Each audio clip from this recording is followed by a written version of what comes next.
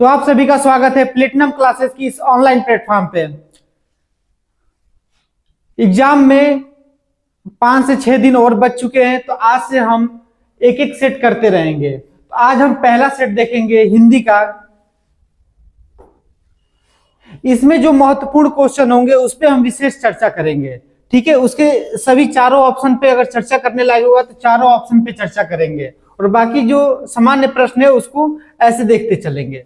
तो देखिए, इसमें पहला प्रश्न है कि मनुष्य जीवन में ब्रह्मचर्य, गृहस्थ, वानप्रस्थ के अलावा आश्रम और भी है। ये तीन जो है, ब्रह्मचर्य, गृहस्थ और वानप्रस्थ, ये तीन हो गए। इसके अलावा एक और आश्रम है, निम्नलिखित में से कौन सा है? तो पहला ऑप्शन दिया हुआ है दंड, दूसरा मोक्ष, तीसरा संन्यास और चौथा क्षत्रिय। तो देखिए, मनुष्य के जीवन में 4 आश्रम बताए गए हैं। पहला ब्रह्मचर्य, दूसरा गृहस्थ। ब्रह्मचर्य यानी जब जन्म होता है, जन्म से लेकर के जब तक उसका विवाह नहीं हुआ है तब तक के जीवन काल को क्या बोलते हैं? ब्रह्मचर्य। और विवाह के उपरांत जो जीवन होता है उसको बोलते हैं गृहस्थ। उसके बाद जब गृहस्थ जीवन में इंसान प्रवेश कर जाता है, फिर उसके बाल बच्चे बड़े हो जाते हैं, वो अपने पैरों पे खड़ा हो जाते हैं, फिर उसके बाद उसकी जो जीवन प्रारंभ होता है उसको बोलते हैं वानप्रस्थ। और लास्ट में क्या होता है? वो सन्यासी हो जाता है। तो इसमें विकल्प सी सही है। मनुष्य के अगर जीवन काल को 100 साल में बांट दिया जाए तो सबको 25-25 वर्ष दिया गया है, ठीक है। और ये भी हो जाएगा 25। लेकिन मनुष्य का जीवन काल आज के समय में 100 वर्ष नहीं है, कम ही है। तो ऐसे समझिए कि विवाह से पहले वाला जीवन काल उसको बोलेंगे ब्रह्मचर्य, विवाह के बाद गृहस्थ, और उसके बाद जब बाल बच्चे बड़े हो जाते हैं तो वो क्या होता है? वानप्रस्थ हो जाता है। और सबसे आखिरी में वो संन्यास आश्रम हो जाता है। अगला क्वेश्चन देखिए। अगला क्वेश्चन है, लिखा है कि गद्यांशों को ध्यान पूर्वक पढ़िए तथा प्रश्न के उत्तर। अक्सर दूरदर्शन पर परिवार नियोजन के, यहां से थोड़ा सा मिसटाइपिंग है, तो यहां से देखिए कि अक्सर दूरदर्शन पर परिवार नियोजन के कार्यक्रम और विज्ञापनों को लेकर सवाल उठाए जाते हैं कि ये विज्ञापन बच्चों पर बुरा असर डाल रहे हैं, बच्चों को समय से पहले प्रौढ़ बना रहे हैं।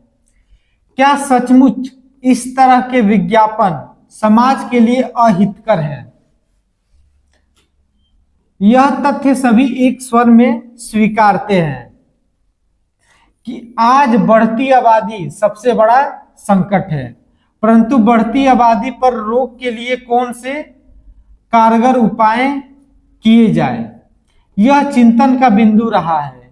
निश्चय ही जनसंख्या पर नियंत्रण में संचार माध्यमों द्वारा ज्ञापित संदेश जनमानस में व्यापक असर डालते हैं, ठीक है। तो ये यहाँ पे गद्य दिया हुआ है। अब इसी को पढ़ करके हमको 2 से प्रश्न 4 तक के जो प्रश्न है उसका उत्तर देना है। तो देखिए, इसमें प्रश्न है कि आज सबसे बड़ा संकट क्या है? तो आज सबसे बड़ा संकट क्या है? तो यहां पे देखिए, यहां पे दिया हुआ है कि आज बढ़ती आबादी सबसे बड़ा संकट है। ये इसी के अनुसार आपको उत्तर देना है, अपने हिसाब से नहीं। तो यहाँ पे लिखा हुआ है कि आज बढ़ती आबादी सबसे बड़ा संकट है। तो बढ़ती आबादी का मतलब क्या हो गया? जनसंख्या। तो विकल्प डी सही होगा। आगे देखते हैं। अगला प्रश्न है, प्रौढ़ का अर्थ बताइए। तो देखिए, अगर उस गद्यांश को आप नहीं भी पढ़ेंगे तब भी इसका अर्थ समझ में आ जाएगा। प्रौढ़, देखिए अभी बताए थे ब्रह्मचर्य, पहला क्वेश्चन देखिए, ब्रह्मचर्य, गृहस्थ, वानप्रस्थ और संन्यास, ये 4 आश्रम थे। वैसे ही अब जो है कहा जाता है बाल्यावस्था, युवावस्था, प्रौढ़ावस्था और वृद्धावस्था, 4 अवस्थाएं मानी गई है। एक बाल्यावस्था, फिर प्रौढ़ावस्था, फिर बाल्यावस्था के बाद युवावस्था, प्रौढ़ावस्था और लास्ट में वृद्धावस्था।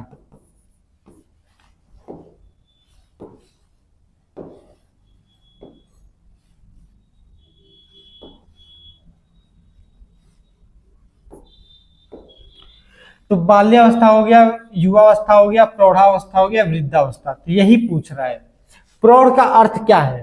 तो देखिए यहाँ पे क्या होता है, युवावस्था के बाद हम क्या हो जाते हैं, परिपक्व हो जाते हैं। और क्या होते हैं, परिपक्व हो जाते हैं। प्रौढ़ होने का अर्थ क्या है, परिपक्व होना। तो ऑप्शन में देखिए, ऑप्शन ए लिखा है अपरिपक्व, वयस्क, अनुभवहीन, अशक्त। तो देखिए इसमें होगा वयस्क, वयस्क दे या फिर परिपक्व। ध्यान दिए यहाँ पे क्या लिखा है, अपरिपक्व। तो अपरिपक्व तो हम लोग बाल्यावस्था में होते हैं या फिर युवावस्था में धीरे धीरे परिपक्वता की दो और बढ़ने लगते हैं, और प्रौढ़ावस्था में हम पूरा परिपक्व हो जाते हैं।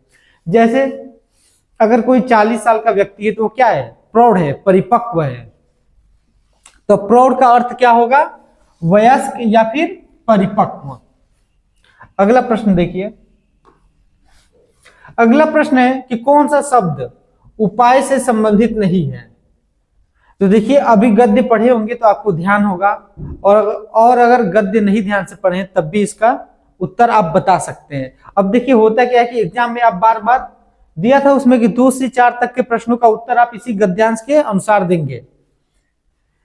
तो अब क्या होगा, हर एक प्रश्न के लिए एक बार पूरा गद्यांश पढ़ेंगे तो इसमें समय आपका नुकसान होगा। आप ऐसे देखिए, कौन सा शब्द उपाय से संबंधित नहीं है। उपाय, कोई उपाय बताओ, कोई तरकीब बताओ, यानी कि उपाय और तरकीब एक ही है। कोई साधन, ये भी मिल रहा है। कोई युक्ति, ये भी मैच हो रहा है।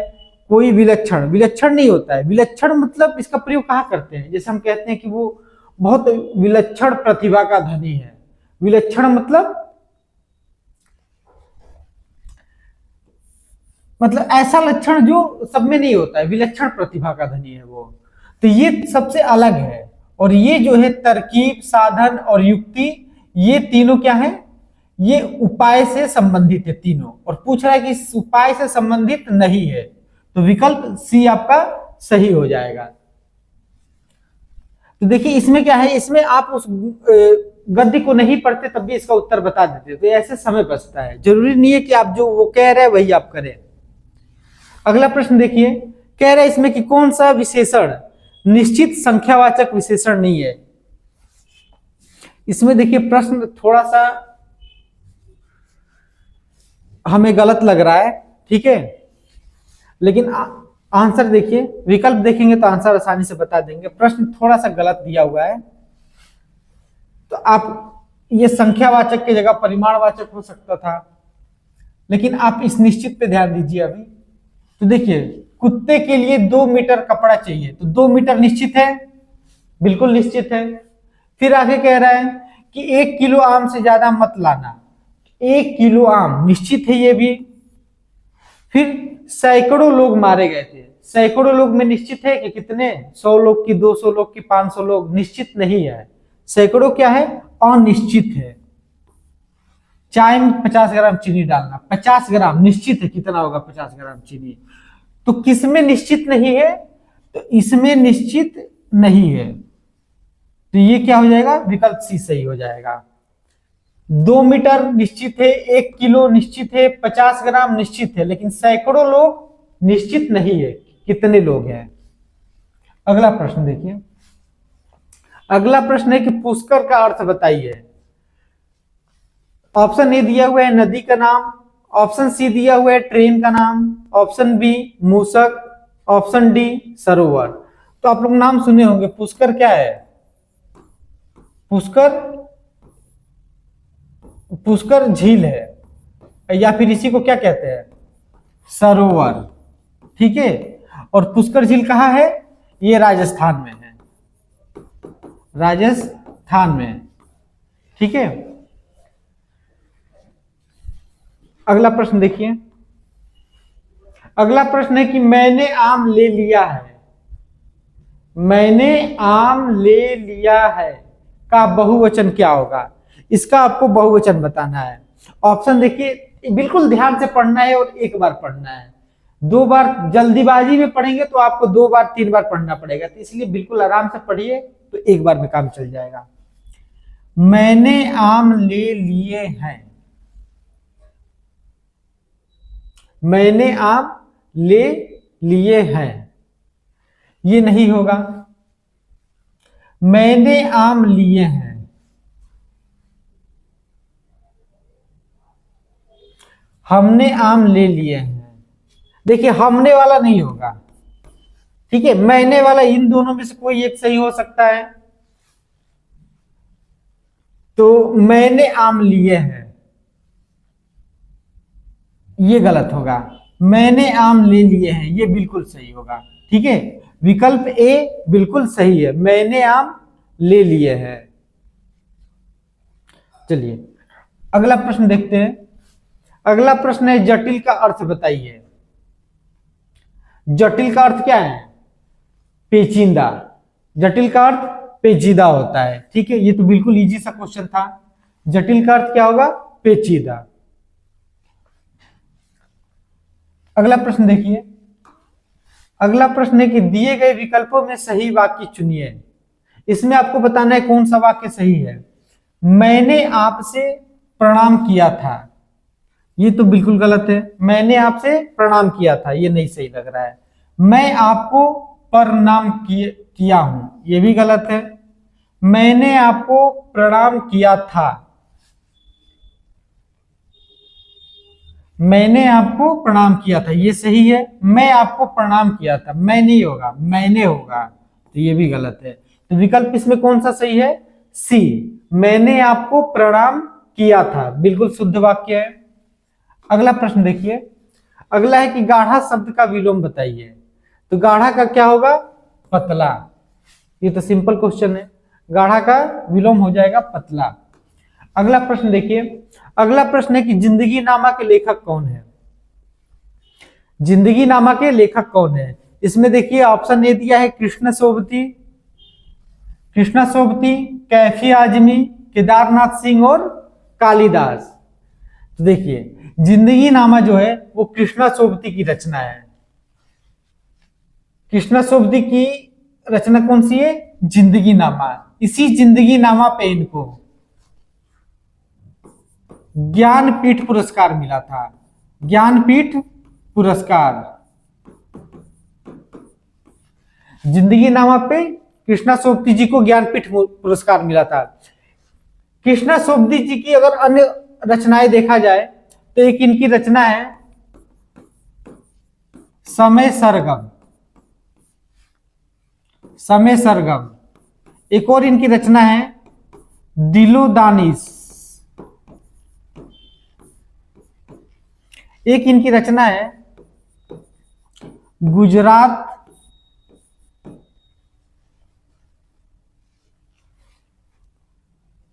गुजरात पाकिस्तान से, गुजरात पाकिस्तान से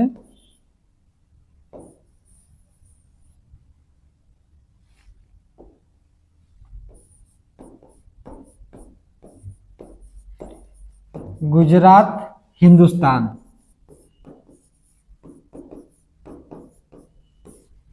ठीक है, इनकी कृष्णा सोबती जी की अन्य रचनाएं कौन सी है? समय सरगम, दिलो दानिश, गुजरात पाकिस्तान से, गुजरात हिंदुस्तान। इनकी और दो और रचनाएं हैं, एक है मित्रो मरजानी, मित्रो मरजानी, और एक है सूरजमुखी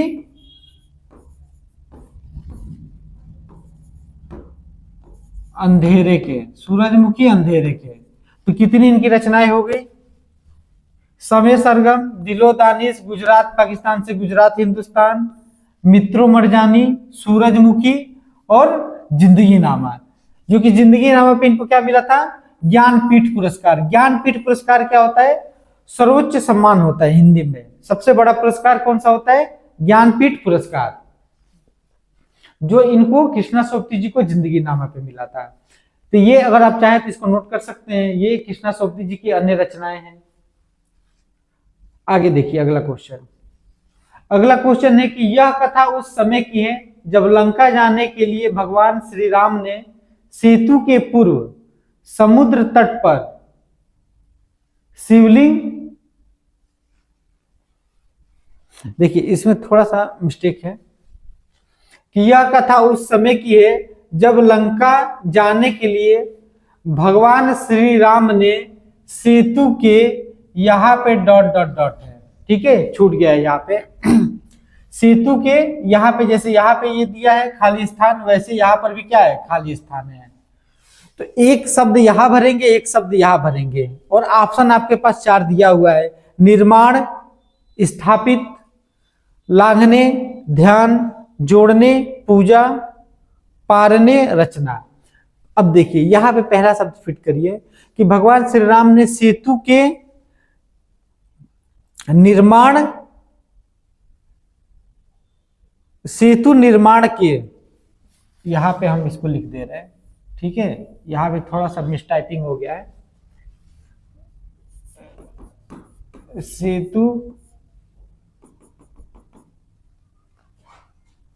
सेतु के पूर्व, ठीक है, यहां पे स्पेस है। तो सेतु के क्या जोड़ने गए थे, लांघने गए थे कि पारने गए थे? नहीं, पहले निर्माण की बात आ रही है कि सेतु के निर्माण के पूर्व क्या किया था? समुद्र तट पर शिवलिंग स्थापित किया था। शिवलिंग क्या किया था? स्थापित किया था। तो इसमें ऑप्शन ए सही होगा कि सेतु निर्माण के पूर्व समुद्र तट पर शिवलिंग स्थापित किया था। ठीक है, अगला प्रश्न देखिए। मिलजुल मन किसकी रचना है? तो मिलजुल मन ऑप्शन देखिए, नासिरा शर्मा, ममता कालिया, चित्रा मुदगल और मृदुला गर्ग। ये सभी क्या है? हिंदी के उपन्यासकार है, ठीक है, उपन्यासकार लेखिका है सब। ये जो है मिलजुल मन, वो मृदुला गर्ग की रचना है, ठीक है, और इसी रचना पे इनको साहित्य अकादमी पुरस्कार मिला था। साहित्य अकादमी पुरस्कार, ठीक है, मृदुला गर्ग को मिलजुल मन पे क्या मिला था? साहित्य अकादमी पुरस्कार मिला था। बाकी देखिए, नासिरा शर्मा, ममता कालिया, चित्रा मुदगल, ये भी मोस्ट उपन्यासकार हैं। इनकी भी रचनाओं को आपको याद करना चाहिए। नासिरा शर्मा, ममता कालिया, चित्रा मुदगल, मृदुला गर्ग और कृष्णा सोबती। कृष्णा सोबती की भी रचनाएं हम लिखवा ही चुके हैं। इनकी जो है मृदुला गर्ग की कुछ अन्य रचनाएं हैं, जैसे देखिए, एक है उसके हिस्से की धूप। उसके हिस्से की धूप, मैं और मैं, मैं और मैं। एक इनकी रचना का नाम है अनित्य, ठीक है।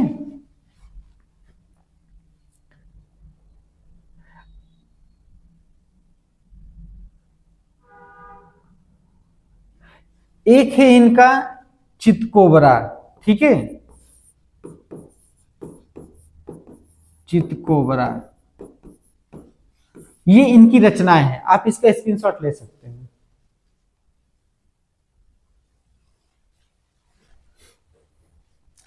एक और इनका रचना है वंशज। तो ये मृदुला गर्ग की अन्य रचनाएं हैं। उसके हिस्से की धूप, मैं और मैं, ये इनका मोस्ट रचना है। मिलजुल मन के बाद इनका ये मोस्ट रचना है, मैं और मैं। अनित्य भी इनका मोस्ट है, और उसके हिस्से की धूप, ये तीनों जो है रचनाएं मोस्ट है। अगला क्वेश्चन देखते हैं। अगला क्वेश्चन है कि विकल्पों में से स्त्रीलिंग शब्द का चयन कीजिए। तो राजन क्या है? राजन राजा को कहा जाता है, तो ये क्या है जी? ये पुल्लिंग है। छात्र क्या है? पुल्लिंग है। छात्रा स्त्रीलिंग होता है, ये भी क्या है? पुल्लिंग है। सागर क्या है? सागर भी पुल्लिंग है। और अग्रजा क्या है? अग्रजा स्त्रीलिंग, स्त्रीलिंग है। ठीक है। एक होता है देखिए अग्रज, ज का अर्थ होता है जन्म लेने वाला, जन्म लेने वाला। अग्र मतलब आगे, अग्र मतलब आगे, यानी आगे जन्म लेने वाला। यानी कि जैसे मैं कहूं कि मेरे अग्रज है, तो अग्रज का मतलब मेरे आगे जो जन्म लिया है वो कौन होगा? मेरा बड़ा भाई। तो अग्रज का मतलब क्या होता है? बड़ा भाई। और जा का अर्थ होता है, सॉरी आगे यहां छूट गया है, आगे जन्म लेने वाली। जब ज होगा तो आगे जन्म लेने वाला, और जा होगा तो आगे जन्म लेने वाली, उसमें है अग्रजा। अग्रजा यानी कि आगे जन्म लेने वाली, यानी कि बड़ी बहन।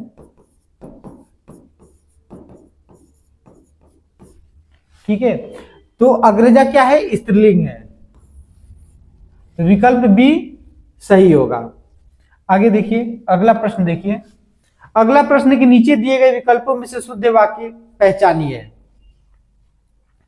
देखिए मोरों के पंख सुंदर होते हैं, मोर के पंख सुंदर होते हैं, मोर का पंख सुंदर होता है, मोरों के पंख। देखिए पहले जहां जहां मोर है काट दीजिए। मोर, मोर के पंख। अब देखिए मोर, एक मोर की बात नहीं की जा रही है, सभी मोर की बात की जाती है। दुनिया में जितने मोर है सबकी बात की जा रही है। तो अब ये मत सोचिएगा कि मोर है तो हम मोर का बहुवचन बना दे मोरो, नहीं। बहुवचन नहीं, एक वचन होता है। जो सहायक क्रिया होता है उसमें हम उसको बहुवचन बनाते हैं। तो मोर के दो विकल्प मिल रहा है सही, इसमें से देखिए कौन सा सही है? मोर का पंख। अब देखिए मोर का, मोर जब का आ गया इसका मतलब एक मोर की बात की जा रही है। जब मोर के साथ के आया यानी कि बहुवचन है। पंख सुंदर होते हैं, के आएगा तो होते होगा, का आएगा तो होता आएगा। तो ये क्या होगा? ये एक वचन की बात की जा रही है। किसकी? एक वचन की। ठीक है। लेकिन पूछ क्या रहा है? मोर का पंख सुंदर होता है, ये किसी एक विशेष मोर की बात की जा रही है। तो जब एक विशेष मोर की बात की जा रही है तो उसको संकेत किया जाता है। ठीक है। लेकिन मोर कहने से क्या तात्पर्य है? सभी मोर की, किसी विशेष मोर की बात नहीं हो रही है। तो यानी इसको हम देखेंगे कि मोर के पंख सुंदर होते हैं, ये बिल्कुल सही हो जाएगा। ये क्यों सही नहीं हुआ? क्योंकि ये किसी एक विशेष मोर की बात की जा रही है। ठीक है। तो यह लिखना चाहिए कि यह हम, या फिर कुछ नाम होना चाहिए। अगर दुनिया में सभी मोरे, सभी मोरों की बात की जाए यानी कि बहुवचन में होना चाहिए वो। और ये क्या है? ये एक वचन में है। और बहुवचन में ये वाला वाक्य है कि मोर के पंख सुंदर होते हैं। चलिए आगे देखिए। अगला प्रश्न है, दिए गए विकल्पों में से सही वाक्य चुनिए। इसमें आपको सही वाक्य चुनना है, यानी कि शुद्ध वाक्य कौन सा है? ललित को दो बेटियां थी। देखिए सही अभी मुंह से निकल गया मेरे, ललित की होना चाहिए।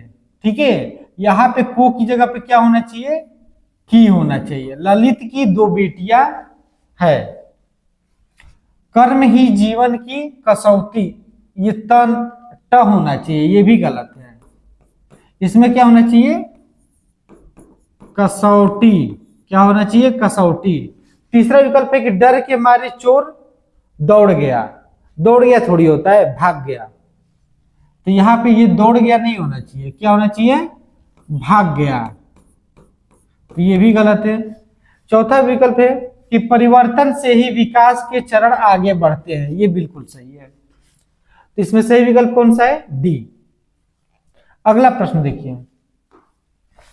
अगला प्रश्न है कि पीपर पात सरिस मन डोला।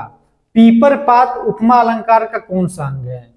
देखिए ये पीपर पात सरिस मन डोला, ये एक वाक्य है और इसमें क्या है, इसमें उपमा अलंकार है। इसमें क्या है, उपमा अलंकार है। उपमा अलंकार के 4 अंग होते हैं, ठीक है। देखिए उपमा, उपमा शब्द जो है 2 से मिलकर बना है, उप और मा। उप का अर्थ क्या होता है, समीप, उप का अर्थ समीप। अम्मा का मतलब क्या होता है,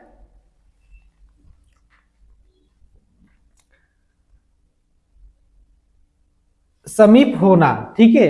यानी कि उनके दोनों के गुण लगभग लगभग एक समान होंगे, ठीक है। तो उपमा अलंकार के 4 अंग होते हैं, कौन कौन, तो एक होता है वाचक, साधारण धर्म, उपमेय और उपमान, ठीक है। उपमेय और उपमान। उपमा अलंकार के 4 अंग होते हैं, कौन कौन, उपमेय, उपमान, वाचक और साधारण धर्म।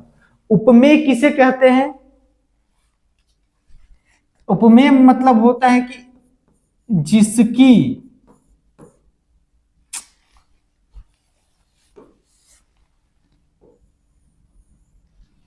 यहां देखिए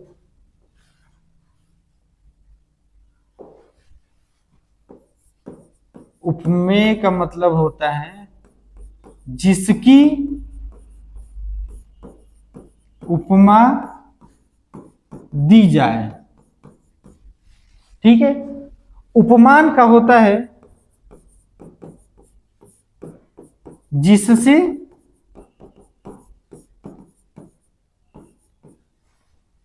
उपमा दी जाए।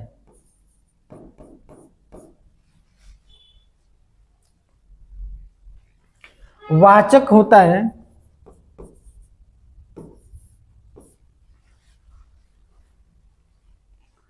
समानता बताने वाले शब्द, जैसे सरिस है, सरिस क्या है, बता रहा है कि क्या है, समान है, ठीक है।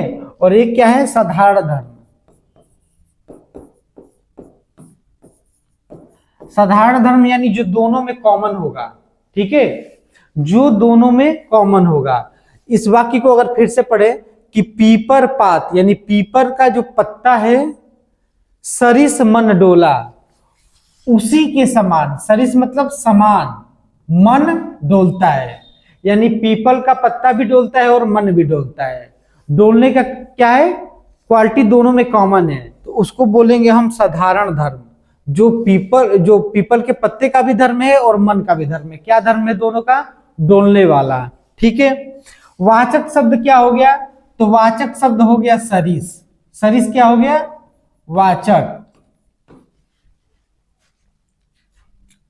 और डोला क्या हो गया, साधारण धर्म, ठीक है। और पीपल का पत्ता, मतलब ये किसकी बात की जा रही है, मन की बात की जा रही है ना, कि मन कैसे डोल रहा है, पीपल के पत्ते के समान। तो मन क्या है, मन की उपमा दी जा रही है, जिसकी उपमा दी जाए, तो ये क्या हो जाएगा, उपमेय। और किसकी उपमा दी जा रही है, तो पीपल के पत्ते की, तो ये हो जाएगा क्या, उपमान, ठीक है। तो उपमा अलंकार के 4 अंग होते हैं, उपमेय, उपमान, वाचक शब्द और साधारण धर्म। समझ में आ गया आपको। तो इसमें क्या पूछ रहा है कि पीपर पात उपमा अलंकार का कौन सा अंग है, तो पीपर पात कौन सा है जी, उपमान है, क्या है, उपमान है, तो विकल्प डी सही हो जाएगा। अगला प्रश्न देखिए,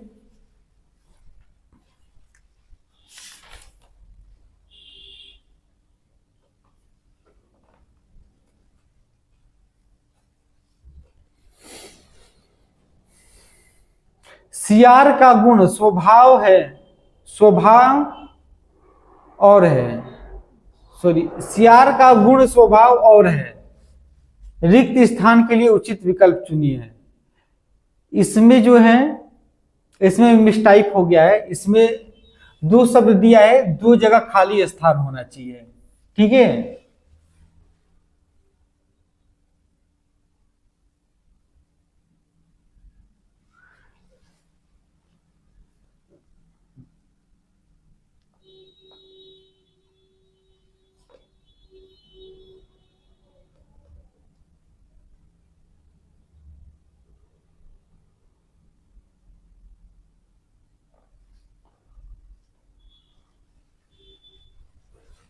देखिए इसमें आपको पहला जो है खाली स्थान यहां पर है और दूसरा यहां पर। तो सियार का गुण स्वभाव, इसमें से एक शब्द चुनिए। सियार का गुण स्वभाव सुस्त है, धूर्त है, सफेद है, गंदा है। देखिए गंदा होगा नहीं, स्वभाव सफेद होगा नहीं, ठीक है। ए और बी हो सकता है। तो सियार मूर्ख होता है कि चालाक होता है? चालाक होगा। सुस्त होगा कि धूर्त होगा? तो धूर्त होता है सियार, सुस्त तो होता नहीं है। तो इसमें विकल्प बी। देखिए जब आपको ना समझ में आए कि कौन सा विकल्प सही है तो आप ऐसे चेक करिए कि कौन सा विकल्प नहीं हो सकता है, ठीक है। तो यहां पे हम लिखेंगे क्या? धूर्त, धूर्तता, धूर्तता। और यहां पे क्या लिखेंगे? चालाकी। सियार का गुण स्वभाव धूर्तता और चालाकी है, ठीक है। तो विकल्प कौन सा सही होगा? बी। अगला प्रश्न देखिए। अगला प्रश्न है कि किंचित शब्द का तद्भव, तद्भव शब्द बताइए। यानी किंचित क्या है जी? ये तत्सम है, तत्सम, तत्सम ऐसे। ये क्या है? तत्सम है। और आपको बताना है कि इसका तद्भव कौन सा है। थोड़ा नहीं होता है, परंतु, लेकिन, कुछ। किंचित का मतलब क्या होता है? कुछ, किंचित मात्र। विकल्प सी बिल्कुल सही होगा। अगला देखिए। अगला है कि झूठा सच के लेखक कौन है? झूठा सच के लेखक बताना है। ऑप्शन है यशपाल, ऑप्शन बी है Kabir, option C Vishnu Prabhakar, option D Maithili Charan गुप्त।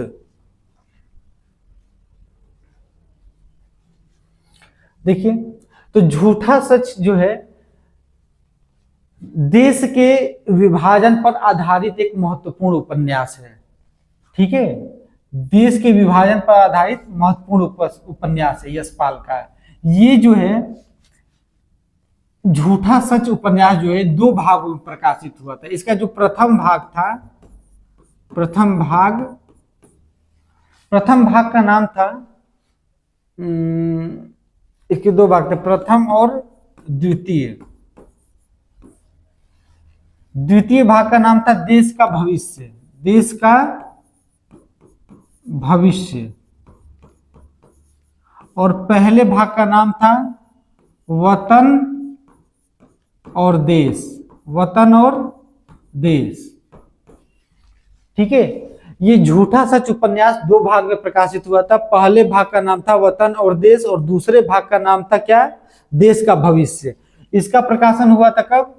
1958 में और ये हुआ था 1960 में, ठीक है। और ये इस यशपाल की बहुत ही महत्वपूर्ण रचना है। और यशपाल की ही नहीं, ये देश के आधारित, देश के विभाजन पर आधारित जितने भी उपन्यास है सब में ये बहुत मोस्ट उपन्यास है, झूठा सच। अगला प्रश्न देखिए। अगला प्रश्न है कि हिंदी वर्तनी के आधार पर सही वाक्य का चयन करें। तुम इसका दाम देते जाओ, जाओ गलत है। तुम इसके दाम देते जाओ, तुम इसके दाम देते जाओ, तो इसके नहीं होना चाहिए, गलत है। तुम इसका दाम देते जाओ।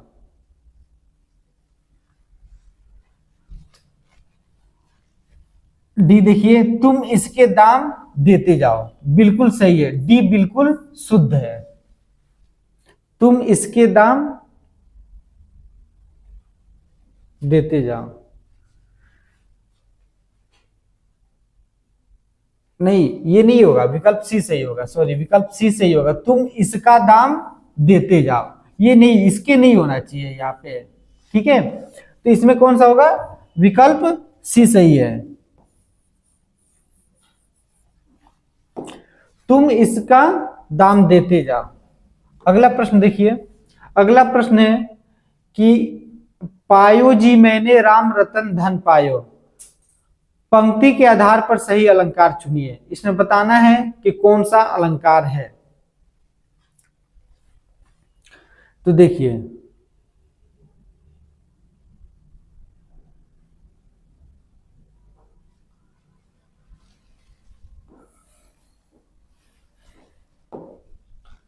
पायो जी मैंने राम रतन धन पायो। ये मीरा की पंक्तियां हैं।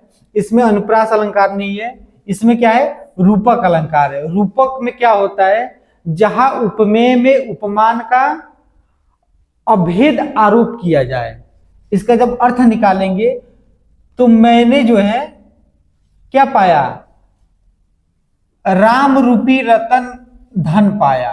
क्या पाया, राम रूपी रत्न पाया मैंने। तो राम रूपी, जहां अर्थ करने पे रूपी शब्द आ जाए वहां पे रूपक अलंकार होगा। जैसे देखिए एक और उदाहरण देखिए, जैसे एक तुलसीदास की पंक्ति है कि अवधेश के बालक चारि सदा,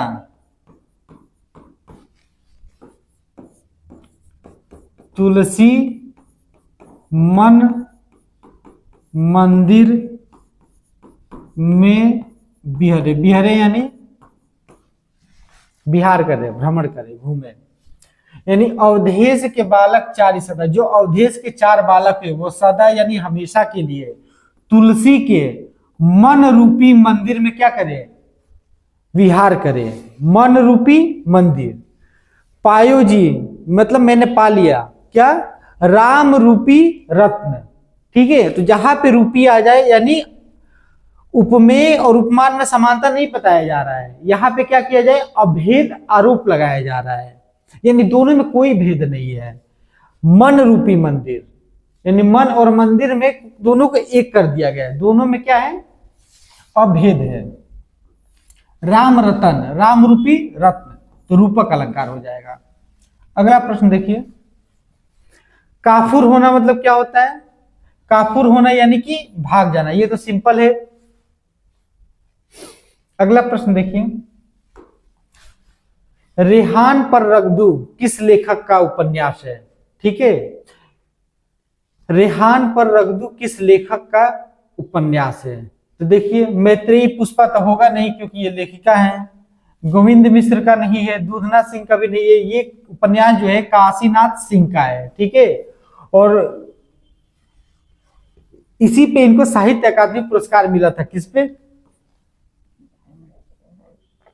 रेहान पर रगदू पे इनको क्या मिला था, साहित्य अकादमी पुरस्कार, साहित्य अकादमी पुरस्कार शायद सन 2013 में मिला था। ठीक है, समय नहीं पूछेगा आपसे, पुरस्कार या सम्मान पूछ सकता है आपसे, तो याद करिए काशीनाथ सिंह, रेहन पर रगदू, क्या मिला था, साहित्य अकादमी पुरस्कार।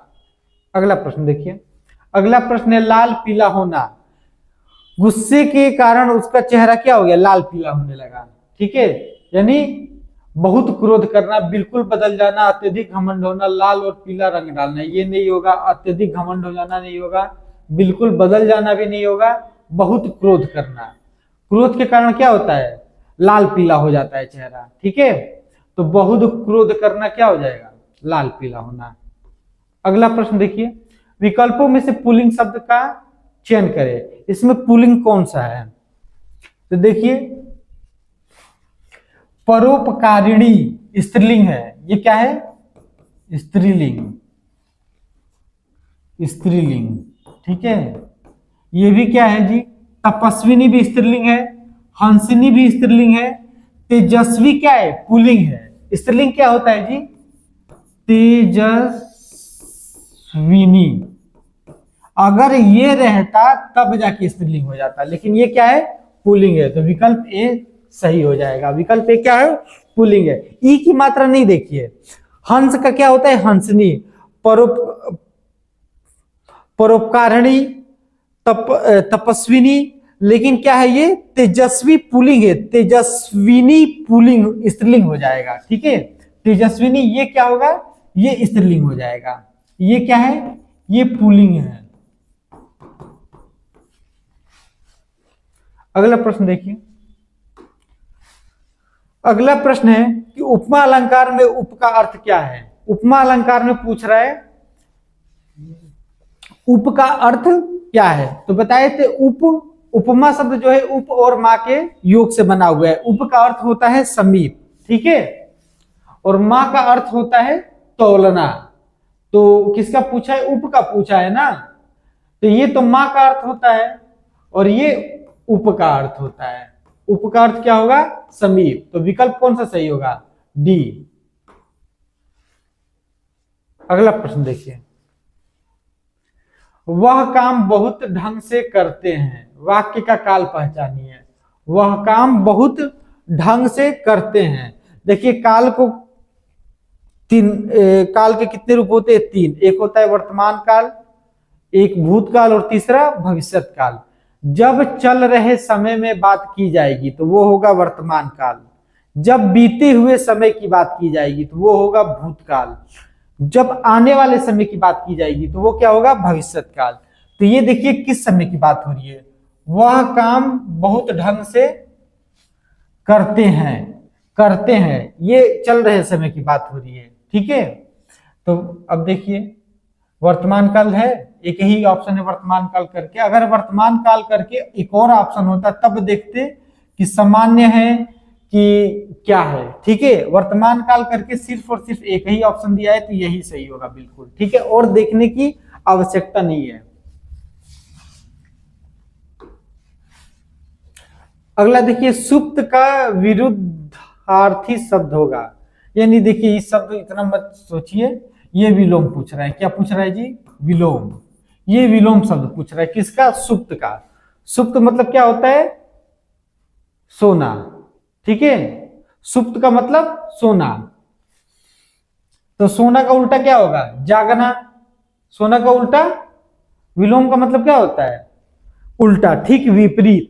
तो सोना का विलोम क्या होगा? जागना। अब देखिए गर्मी नहीं होगा, पौर्तस्य भी नहीं होगा, घालक भी नहीं होगा। अब देखिए जागृत, तो ये क्या? जागृत नहीं होता है, जागृत होता है, ठीक है। या तो देखिए ये मिसप्रिंट हुआ होगा, या फिर अगर जो भी हो एग्जाम में तो गलती नहीं हो सकता है। ये क्या होगा? इसका सुप्त का होगा जागृत। ये क्या है? ये ऋषि वाला री है, और ये क्या है जी? ये र है आपका। तो सुप्त का विलोम जागृत नहीं होता है, जागृत होता है। जागृत में र क्या है? पूरा है, ग आधा है, ठीक है। नीचे वाला जो नीचे होता है वो पूरा होता है, यानी कि जो आधा दिखेगा वो पूरा होगा, और जो पूरा दिख रहा है वो आधा होगा। और यहाँ पर तो ऋषि वाला री है, तो आपका कौन सा सही होगा? ये जागृत। चलिए आगे प्रश्न देखिए। आगे प्रश्न है कि विज्ञान और प्रौद्योगिकी के क्षेत्र में भारत की प्राचीन काल की से लेकर इस शताब्दी में प्राप्त महासफलताओं की एक लंबी और परंपरा है। रिक्त स्थानों के लिए उचित विकल्प चुनिए। नवाचारों, आहत नहीं होगा, उपलब्धियों,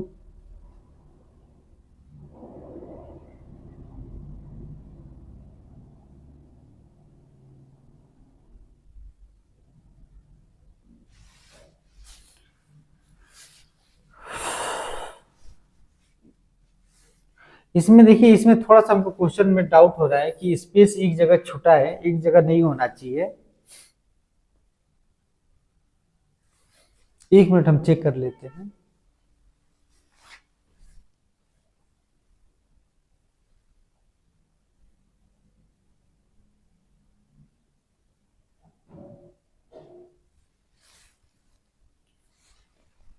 हाँ देखिए एक यहाँ पे होगा खाली जगह, और एक यहाँ पे होगा, यहाँ पे, ठीक है। दो शब्द भरने हैं। ये जो टाइपिंग किया है ना, वहां पे दिक्कत आई है, टाइपिंग के समय थोड़ा ध्यान नहीं दिया गया है, इस वजह से ऐसा हो गया है। तो एक शब्द आपको यहाँ पे भरने हैं और दूसरा यहाँ पर। तो देखिए विज्ञान और प्रौद्योगिकी के क्षेत्र में भारत की प्राचीन काल की उपलब्धियों से लेकर इस शताब्दी में प्राप्त महासफलताओं की एक लंबी और अनूठी परंपरा रही है। ये बिल्कुल फिट हो रहा है इस वाक्य में। बाकी और आप चेक कर सकते हैं, फिट नहीं आएगा। एक लंबी और आहत परंपरा रही है, नहीं होगा।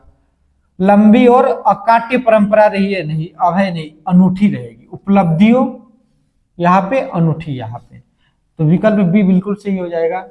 अगला प्रश्न देखिए। अगला है कि लोक में प्रचलित उक्ति जिसका मूल अर्थ बना रहता है, लोकोक्ति होगा। सिंपल सा बात है, ये सिंपल प्रश्न है, लोकोक्ति। अगला प्रश्न देखिए, सॉरी, अच्छा देखिए, दिए गए विकल्पों में सही वाक्य चुनिए। 3 नगरों का नाम देखिए, जहां जहां सब में 3 दिया है, बिल्कुल सही है। जहां जहां नगरों होगा वहां वहां वो विकल्प नहीं होगा। ये पहले काट दीजिए, ये पहले काट दीजिए, क्योंकि क्या है, नगरों है, नगर होना चाहिए। 3 नगर के नाम बताइए।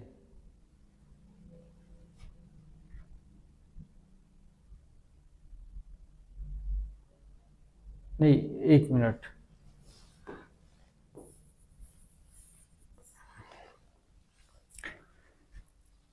ये मिस्टाइप तो नहीं है इसमें। 1 मिनट चेक कर लेते हैं, मिस्टाइप तो नहीं है।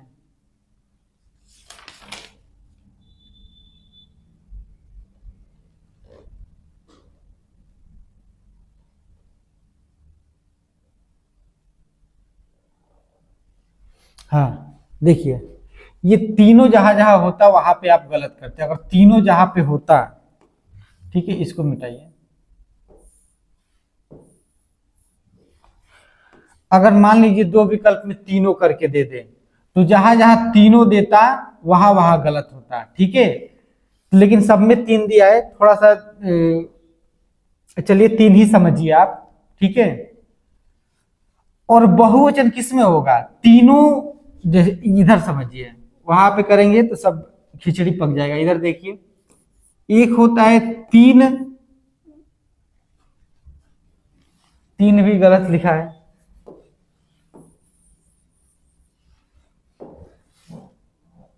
तीनों, थोड़ा सा डाउट हो रहा है इस क्वेश्चन पे।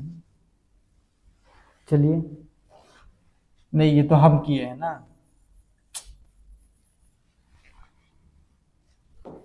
देखिए ध्यान से देखिए, थोड़ा सा कंफ्यूजिंग क्वेश्चन है। देखिए, हाँ अब ध्यान दीजिए, ये है, देखिए एक होता है 3 नगर,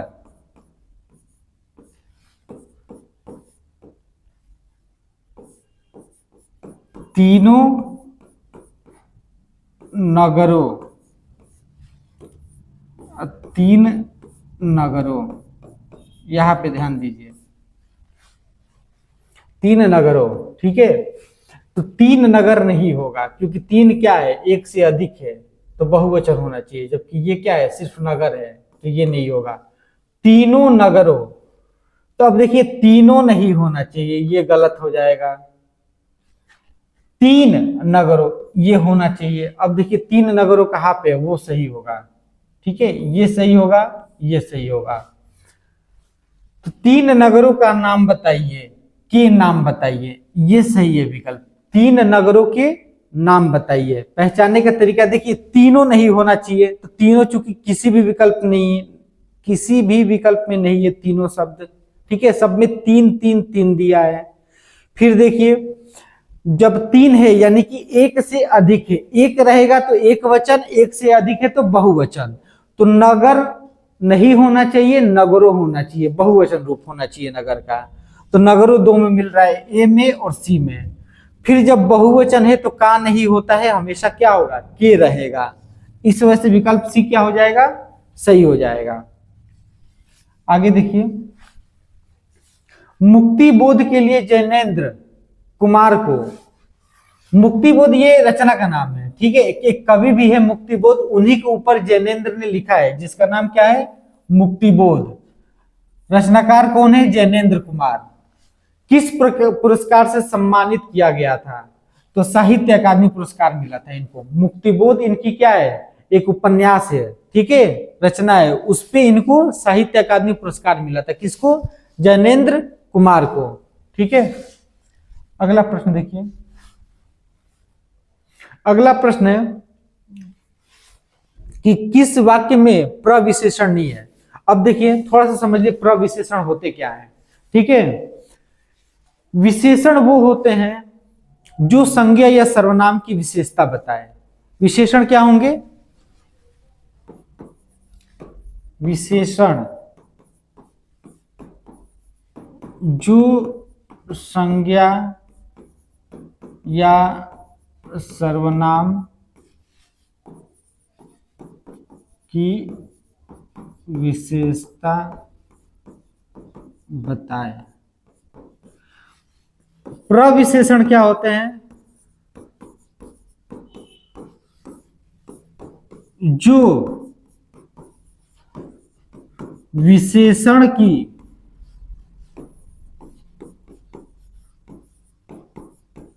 विशेषता बताए,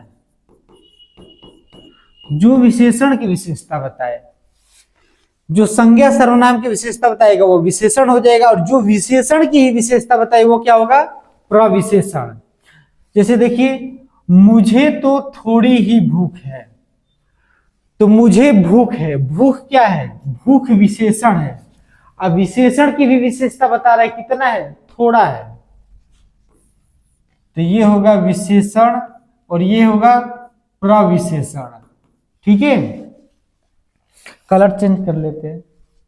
चलिए अब तो 2-3 क्वेश्चन है।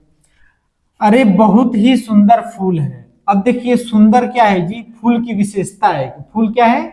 सुंदर है। अब सुंदर की विशेषता बता रहा है कि बहुत, यानी सुंदर कितना है? बहुत है। यानी सुंदर की विशेषता बता रहा है ये शब्द बहुत, यानी ये क्या है जी? ये है आपका प्रविशेषण, और ये क्या है? विशेषण है। और ये क्या है? प्रविशेषण। आजकल संतरे कुछ ज्यादा खट्टे हैं। अब खट्टे क्या है जी? विशेषण है, विशेषता बता रहा है। और कितना है? ज्यादा है। यानी खट्टे कितना है? खट्टे की विशेषता बता रहे कि खट्टे ज्यादा है, यानी कि ये क्या है? प्रविशेषण है।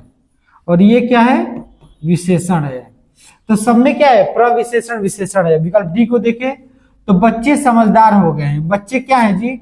समझदार है। अगर यही होता कि बच्चे कम समझदार हो गए हैं या बच्चे ज्यादा समझदार हो गए हैं, तो ज्यादा अगर दिया रहता कि बच्चे, अगर यहाँ पे दे दे ज्यादा समझदार है, तो ये प्रविशेषण होता है और ये विशेषण हो जाता है। लेकिन इसमें ज्यादा नहीं दिया है, प्रविशेषण इसमें नहीं दिया है, इसमें केवल क्या दिया है? विशेषण दिया है। तो प्रश्न क्या पूछ रहे हैं? किस वाक्य में प्रविशेषण नहीं है? तो विकल्प डी में क्या है? प्रविशेषण नहीं है, इसमें केवल और केवल क्या है? विशेषण है। तो विकल्प डी सही हो जाएगा। चलिए अगला प्रश्न देखिए। अगला प्रश्न है कि निरंतर हंगामा करने से कामयाबी जरूर हासिल होती है। बिल्कुल नहीं, हंगामा करने से कामयाबी नहीं हासिल होगी, कार्य करने से भी नहीं होगी। अरे कार्य, आप कौन सा कार्य कर रहे हैं? ठीक है, आप कोई भी कार्य करेंगे तो कामयाबी थोड़ी मिलेगी। चित्कार, ये भी नहीं होगा। क्या होगा? प्रयास। निरंतर प्रयास करने से कामयाबी जरूर हासिल होती है। तो विकल्प डी बिल्कुल सही हो जाएगा। अगला प्रश्न देखिए। अगला प्रश्न है कि बोध शब्द का समानार्थी शब्द कौन सा होता है? बोध होना यानी ज्ञान होना, बोध होना यानी ज्ञान होना, अनुभूति होना, सब एक ही शब्द है। तो विकल्प डी सही होगा। शांत नहीं होगा, बोझ नहीं होगा, विस्मृति, स्मृति मतलब क्या होता है? याद। और विस्मृति मतलब, वी मतलब रहित होता है, याद से रहित। पूछ रहे बोध शब्द का समानार्थी यानी समान, इसी के बराबर अर्थ रखने वाला शब्द कौन सा है? तो अनुभूति। ठीक है, अनुभूति और बोध, बोध क्या है? समानार्थी शब्द है। अगला प्रश्न देखिए। अगला प्रश्न है कि काली घटा का घमंड घटा पंक्ति में कौन सा अलंकार प्रयोग किया गया है? तो अब देखिए, काली घटा का घमंड घटा, घटा घटा 2 बार आया है, दोनों जगह इसका अर्थ अलग अलग होगा। जैसे पढ़े ना, कनक कनकते सौगुनी मादकता अधिकाय, तो कनक कनक 2 बार आया है। एक कनक का अर्थ होता है सोना, दूसरे वाले कनक का अर्थ होता है धतूरा, तो वहां पे यमक अलंकार होता है। ठीक वैसे ही यहाँ पर है, काली घटा का घमंड घटा, घटा शब्द 2 बार आया है और दोनों बार इसका अर्थ अलग अलग होगा। ठीक है, काली घटा, घटा यानी बादल या फिर मेघ, का घमंड घटा, घटा मतलब कम हुआ, घमंड क्या हो गया, कम हो गया। ठीक है, या घट गया।